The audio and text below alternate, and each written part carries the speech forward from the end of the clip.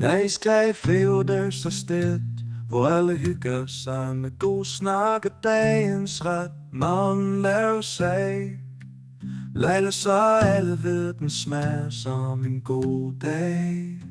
Serveringen gør sig.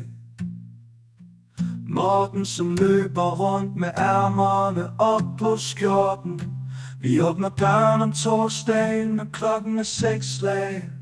Ace Café er hygge i en gammel stald, hvor der før var krise, men nu er fyldt med sang og bal.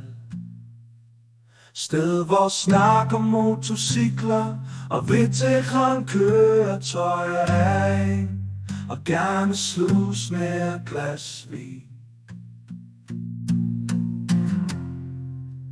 Husk at melde om nu, eller I vil komme.